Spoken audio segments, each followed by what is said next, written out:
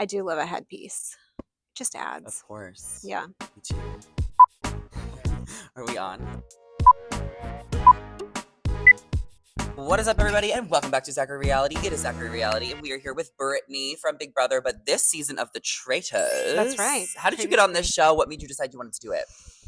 I give all the credit to Dan and Janelle, who came Ooh, before me right. and just spoke my name out a lot as someone who would be Oh. good on Traitors or whatever. And I really, really appreciated them for that. And I think that they kind of put it out there. Right. They put it out into the universe, aka into the ears of possibly Production. production. So you watched them last season. Of course. Janelle went home a little early. They both went home early for different reasons. What for did you different kind of learn reasons. from their game that you wanted to take in for yours? I kind of wanted to emulate a more quiet game, a bit more like Sandra played, was really kind of my inspiration. She really tried to like infiltrate the Bravo people Yeah. and just like kind of stay quiet and be friends with a different group than, who she knew going in. That's kind of what I tried to pull off. Right. We see you being a little quiet so Yeah, far. Who are yes. you friends with? Who are you kind of been vibing with? Basically friendless. You have no friends? No friends. You have no friends in the castle?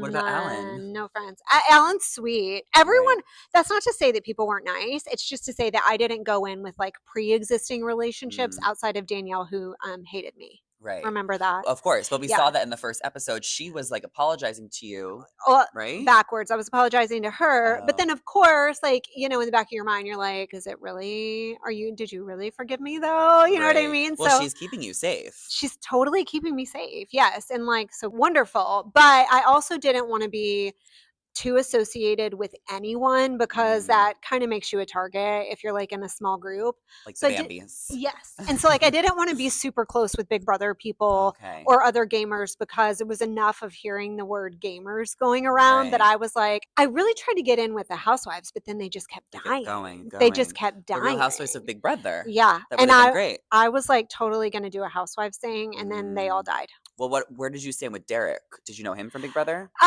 Know of. Right. Like we weren't like friendly. I mean, didn't have like a relationship or anything like that prior to Traitors. I had met him like one time, very cordial, but definitely didn't have like a basis of trust or anything like that, like prior to going in the castle. So your strategy is to be a free agent. You're, playing it by ear. Where are we going to see your gameplay kind of go from here? Because you're not on anyone's radar, which could be a good or a bad thing, because then they could murder you and be like, well, no one would have suspected her. Right, totally.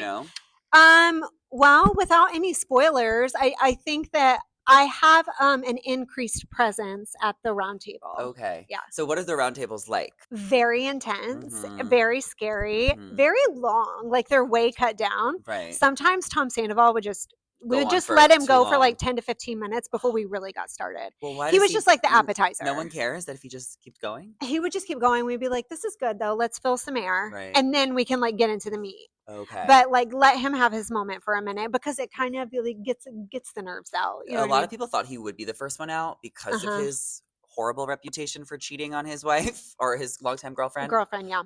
What was that kind of like when he got there? Did you feel like a lot of people were going to come for him immediately, or did it work in his advantage in a weird way? I don't know if it was anything about that worked for or against him, but he really got into the spirit of the game. Like from the get-go, he was like on one. Like I'm going to find a traitor. Like he's analyzed, you see him like staring at everyone. Yeah. No, that was real. Okay. I mean, he was really like focused. He was really focused. And so I don't know if it worked for or against him, but I mean, he was trying it. Right. Who else did you meet that impressed you or surprised you? What kind of characters did you find yourself associating with in the castle? I mean, again, I was with Dorinda in the car on the first day. And I mean, as a Housewives fan, like meeting her. Oh, yeah. Okay. So meeting her was just like, I was in heaven. Just and she was so much, she's just like, herself, how she is on TV. For sure. All of the housewives I loved getting to know. I mean, really everyone was like great and nice, but like you're playing a game where people are getting murdered and you're accusing each other. So also not. You know what I mean? Yeah. The vibes are intense. Even though like, of course, everyone's probably like genuinely a great person. You're still playing a game. You're and you're still there playing to win. a game. And how competitive are you on a scale of 1 to 10? Like, did you go into this, I want to win? Yeah. Or were you there for just the experience? Oh, no. I wanted to win. And we'll see you get more competitive in the next coming weeks. Oh, yeah, for sure. I think so. Okay. And how are you with the challenges? How do they kind of compare to Big Brother? What's funny is that I was not intimidated by the challenges at all. In fact, I kind of thought, I think I literally said at one point during my interview process that I thought they were easy. Oh. Yeah. What was so easy about rowing a boat? Like, I really didn't think they looked that hard. And then when I was doing them, I was like, oh, this is actually, but I love the fact that the challenges are group challenges. For someone who's like very small and not athletic, that's what you want, a group challenge. Right. And everyone has the same goal. Everyone has the same goal, and you don't have to be the best one. You just have to not be the worst one. Just like find that, like, you can be, you know, in the 20th percentile and you're fine. Yeah. And that's about where I fall. What is your favorite part of the show? Is it the breakfast, the round table, the gossiping in the castle, your confessionals? I love the confessionals, obviously, but they're kind of few and far between. There's so much game going on. There's so much strategy happening. There's so much chaos in the turret that you're not getting a ton of time with them at this point, which kind of sucks because those are my favorite parts. Like, you can see what someone is saying in the castle, and that doesn't necessarily indicate how they really feel. The truth of it, like, really comes out in the confessional. You know what I mean? I love the confessionals. Yeah. Well, leave us with a truth. Okay. Tell us something that happened in the castle that you haven't shared yet. Okay, I'll tell you this really funny story. Okay, so the night of the coffins, everyone has this like heightened sense that something is afoot, right? Like, something weird is going on, and everyone is feeling it, and everyone's talking about it. Well, in my mind, I'm going back to last season with the poison chalice. Remember whenever they had Ekin-Su drank out of the thing and she died? So my, like, ears are up I'm looking for this poison chalice, like, I know it's not going to be the same thing again. It's not going to be a glass of wine. And so I'm sitting in the library with Robin and we're chatting, and she points to like this little figurine that's on the shelf, and she goes, have you like noticed how a lot of the art around the castle doesn't have eyes? And I got like full body chills, and I was like, oh my God.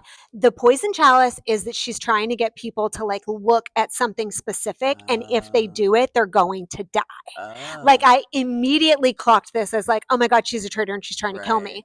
So I like leap out of my seat, fumble some excuse, and run to the kitchen. And lo and behold, here she comes. I'm in the kitchen with Chriselle. Robin comes back in the kitchen and says to Chriselle, have you looked at the art here in the castle? This is the second time in the night. And Chriselle does look at the art, and I'm like, Chriselle's dead. She's so this dead. Is why you kind of Robin. Well, at that point, I ran out and I was like, I'm going to keep this information to myself. And then tomorrow, when Chriselle's dead, I'm going to tell everybody, like, I clocked this, like, it's Robin. And that wasn't real. She really just liked the art.